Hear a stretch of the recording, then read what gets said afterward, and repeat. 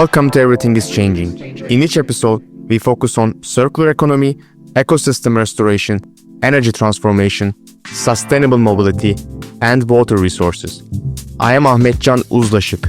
Perspective is everything, and everything is changing. Today we are at the UN House in Brussels with Mr. Christophe Yvetot. Hello, I'm Christophe Yvetot. I'm the representative of the United Nations Industrial Development Organization to the European Union. I'm an economic lawyer by background, almost 30 years of experience of developing industries around the world. I've seen that there's really a need now for industrial diplomacy, I would say eco-industrial diplomacy. Through my experience and contacting and working with many countries around the world, I could see that there is a need to fill this gap. Thank you again very much for being here. Today, our world is facing many overlapping crises, which can be best described as a global polycrisis, perhaps.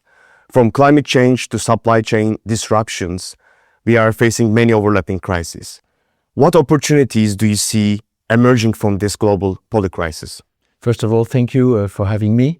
It's true that every day in the news we see this polycrisis that is manifested in many ways. But first we had, of course, the COVID-19 pandemic, and then we discovered that our everyday life can be affected with the interruption of global supply chains.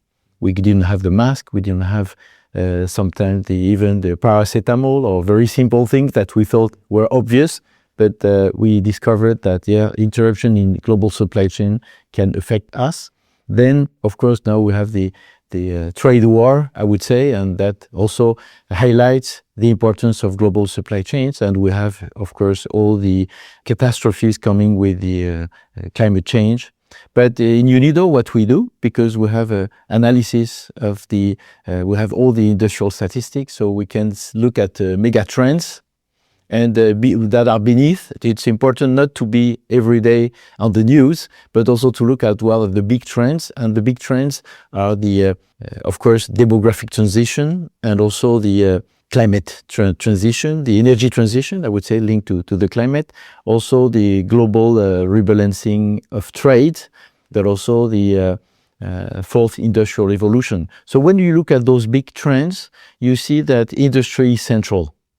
It's central because if you want to stop CO2 emissions, industry is central because industry is producing the energy we need, but also in our everyday life, whether it's the cars that we use, the transport in general, the buildings, everything we produce or we use as a consumer has industry in its center. So if it's through the transformation of industry that we can achieve all of those.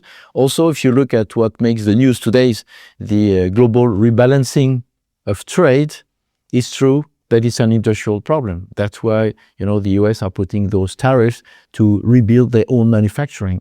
And then it also highlights how much manufacturing is central for jobs, for innovation, and for the prosperity of all. To make it short, industry can bring solutions first to resolve the environmental and the climate crisis, and also to bring back prosperity where it needs. As you stated, you say that industry is not the problem, but part of the solution.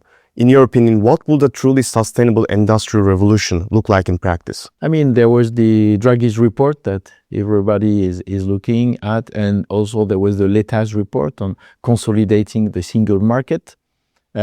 Innovation is at the center. UNIDO were established in Austria, and in Austria there was a famous economist, Schumpeter, who is talking about innovation being the center of the economy, that you have what we call creative disruption, and that new companies with innovation distort the market, but bring new people on board, and that with more competition policies, those who have gained this innovation don't become monopolies, so you need to have a competition policy. And in Europe, there's an internal way of dealing with this is strengthening innovation internally, but also it's how to connect to the world, because if we go towards more fragmented markets, it will not help prosperity, neither in Europe nor in other countries. So that's why Europe at the moment, with the global gateway approach, would like to connect also with the rest of the world. So UNIDO as a partner is trying also to fill this gap between developing countries and Europe. Developing countries also need progress. They need to be more involved in the value chains, not only exporting raw material, but also adding value on the ground, creating jobs. Europe needs those resources, so there's a deal is possible between Europe and the rest of the world. Since you mentioned the European Union, we know that UNIDO and the European Union have been close partners for decades on so many projects. Can you share a concrete example of a project that shows how this partnership is driving real change on the ground? Yes, it's, for example, a switch to circular value chains, which is a global project and helps bringing innovation in the manufacturing sector to also develop the circular economy. It means that avoid the pollution and avoid waste.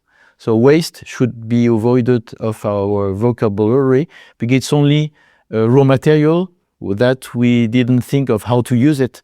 But most of the time you should bring industries around the table. You can do what we call industrial symbiosis, that the waste of one become the raw material of another one.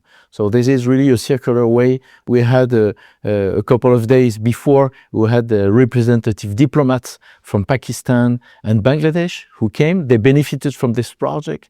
And we could see how many industries in the textile sector, in the different sectors of society, we saw real solutions and how they made side products of waste and how they made more money and more jobs with their waste. So this is really something that it's not only for rich countries, but everyone in the world can have this approach and be more prosperous. You talked about the Switch to Circular Economy program, which, as you mentioned, helps industries transition to circular models. And you talked about some good examples, but what are the biggest challenges that you have encountered so far in this program?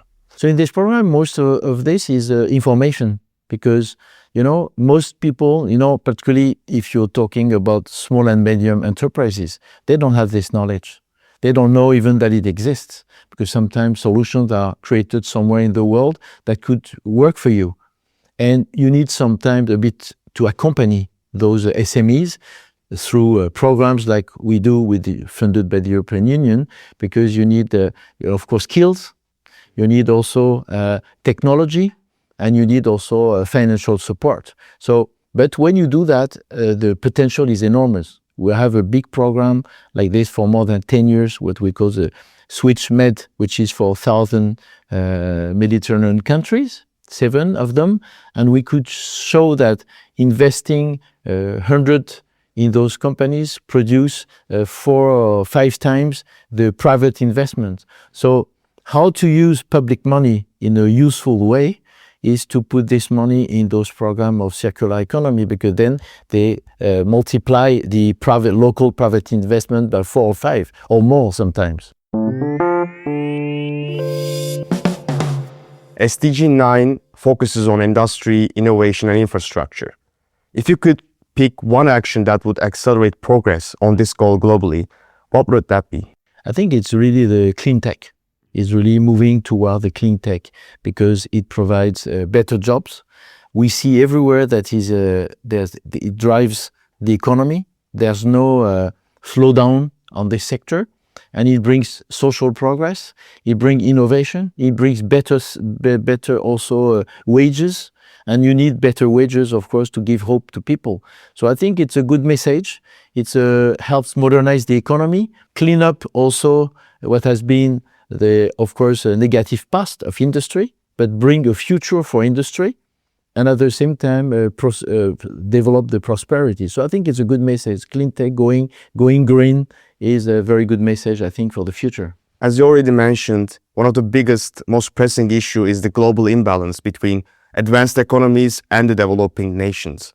As advanced economies are heavily investing in this fourth industrial revolution and new industrial policies, how can we make sure that developing countries are not left behind in this transformation? Now, this is very important, but the global rebalancing is benefiting different countries. So it's not only North-South. For example, one of the biggest trends has been the relocalization of industries to Asia.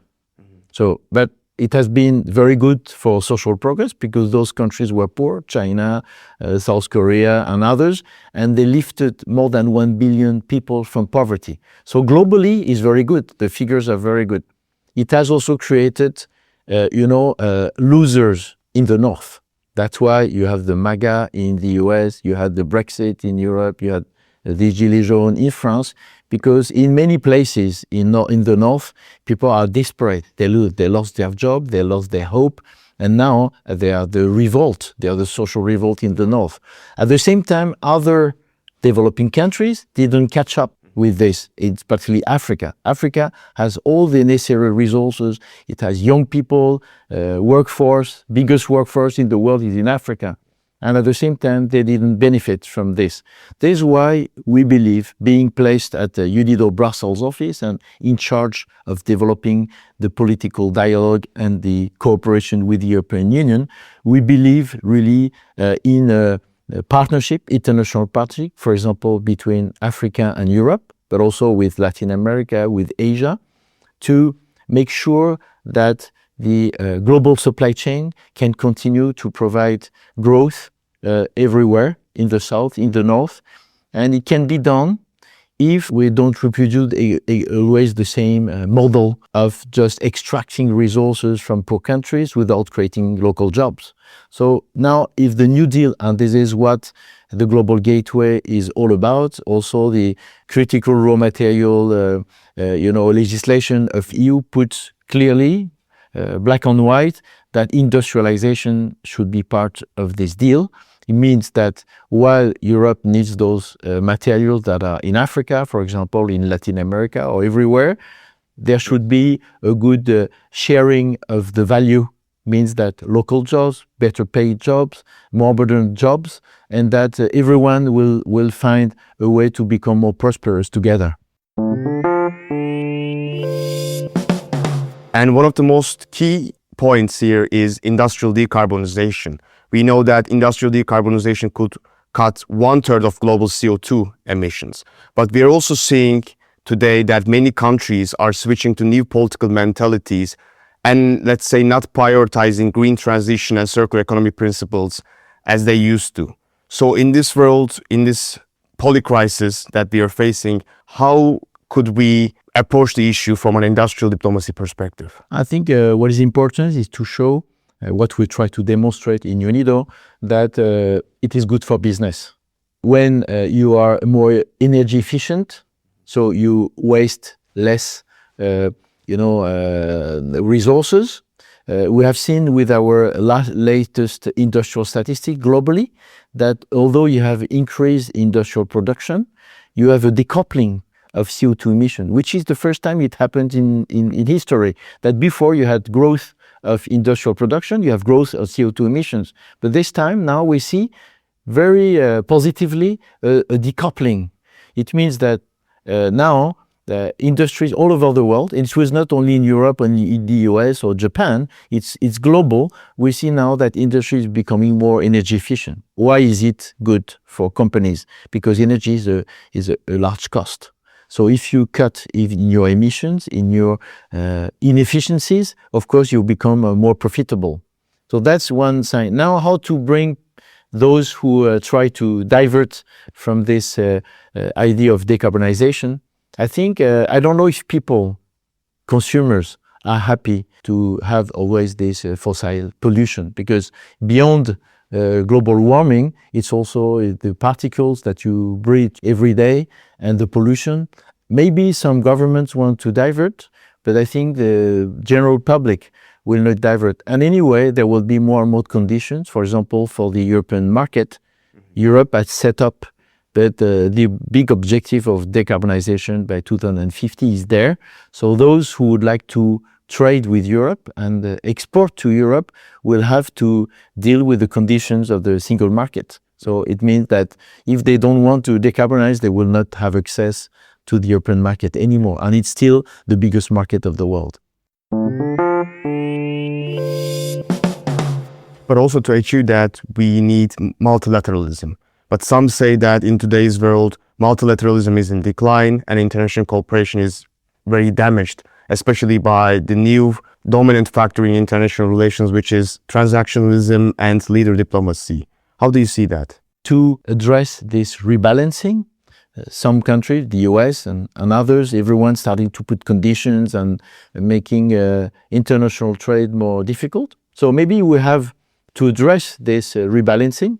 You know, when we were preparing for the Sustainable Development Goals under SDG 9, there were discussions maybe to put a certain percentage of industry in the GDP. For example, it could be 15% or 20%, that each country should have this percentage.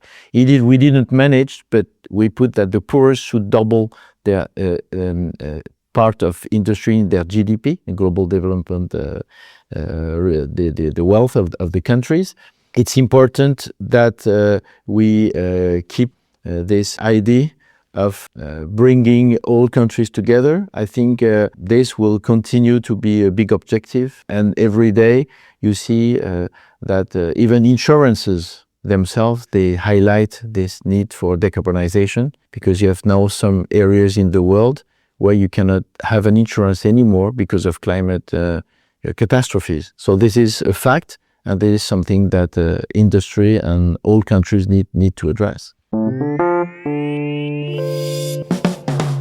When we talk about diplomacy, we still talk about it in a more traditional sense of diplomacy between countries and between different ruling political entities, let's say. And UNIDO states that there is this term eco-industrial diplomacy, which is, I think, very important. How does this idea redefine traditional diplomacy, in your opinion, and especially in today's interconnected and globalized world? If you look, as I said, for supporting industrial diplomacy and eco-industrial diplomacies, there are two conditions. One is to recognize that industry is central. We talk about this for prosperity, for climate, for environment.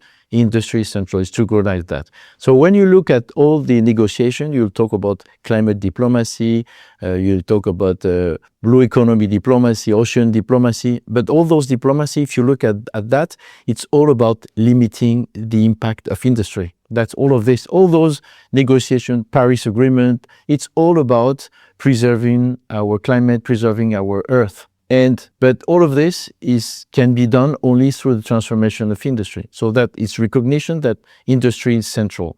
Second is to know and understand better industry. I think most people now, particularly in advanced countries, they are led by services. They don't even know what it is about industry. And each object that you have on you or around you, for each object that you produce, you need an ecosystem. It's an ecosystem of services. You need the material, you need to transform it, you need machineries, you need so many services, maintenance services, you need trade, you need transport, you need bank, you need insurance. So, and then internal global supply chains are a connection between all those ecosystems. So it's very complex when you work on it. This is the recognition, also the complexity, and you need to understand more. And then you need to understand who can play this industrial diplomacy, or we want an eco-industrial diplomacy. The industrial diplomacy that will lead to have clean tech as the lead to make sure that our world will be safer. And you have governments, of course, classical diplomats, discussing among themselves, but you need also industry, the private sector. And you need academia and civil society. You can lead this new revolution, green revolution, only if there's a consensus in the society. And, you know, if you're a mayor of a city, you need to be part of it, because it's about how you will manage your land, what are the conditions you will give to companies, what are the jobs that are going to develop in your city. When you're in the private sector, you have to negotiate agreements, sometimes with local governments, but also with other companies because you need to make arrangements with them in a certain legal framework. So all of these are negotiation at many places, and we call that industrial or eco-industrial diplomacy.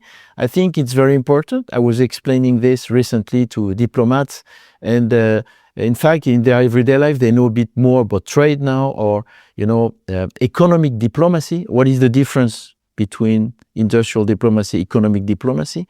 What we see in economic diplomacy most of the time is a more, I would say, nationalistic way, is how a country will try to pursue and push its economic interest. And industrial diplomacy, as we think of it, it's more kind of a multilateral approach. How to combine this willingness of each country to be prosperous, which is legitimate, but how to keep public goods that will make this work.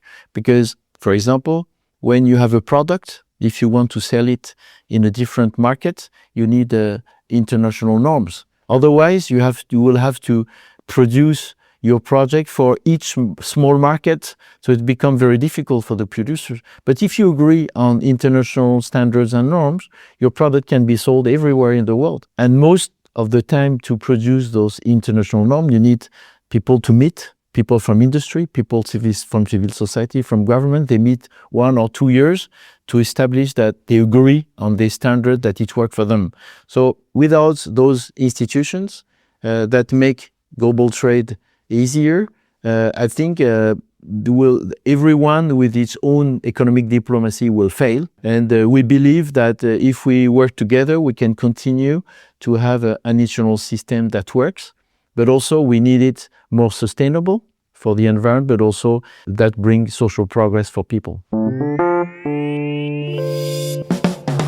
And my last question, you already mentioned it a bit, but it's going to be a critical one. Today, we see that many industries are still responsible for the climate change that we are facing. So how optimistic should we be about the industry is going to do the right thing and be more conscious? Because we still see many organizations and companies under many industries are still using our water immensely and making still human rights violations. So how are we going to actually be optimistic about the industry is going to do the right thing? So we need to work on different ways. So you can have also regulation. Like, for example, the European Union puts very serious regulations to make sure that people in the value chain respect human rights and social progress and also environmental things. The second way is also to show industries, this is what we try to do all over the world, that they're going to be more sustainable if they are doing social and environmental progress. I told you, if you decrease your bill in energy, if you decrease your water bill or everything that you use for your production, you become more sustainable, you're more profitable. But also in the long run, if you want to remain on the market, you cannot only use the fact that your employees are the lowest wages. Because at some point you will always have another country, another company that will provide something even cheaper. So you have to move more on the quality. Quality means better skills, people more higher salary, and that's the way you move. Of course, when you provide this cheap, low-cost production, yeah, it can work, but after a while, it doesn't work anymore. We've seen that in many countries, in Asia, in Latin America. You need to bring innovation, social progress, and then you remain on the market. So that's a condition that we see. Thank you, Mr. Yvetot, for joining us. Thank you very much for having me. Thank you. That was my conversation with Christophe Yvetot. His message is clear. Industry can be a force for good, reducing emissions, creating fairer jobs, and driving sustainable growth, especially when countries and companies collaborate instead of competing alone. If you enjoyed this episode, please follow Everything is Changing on your favorite podcast platform and share it with someone interested in climate, industry, and development. Perspective is everything, and everything is changing.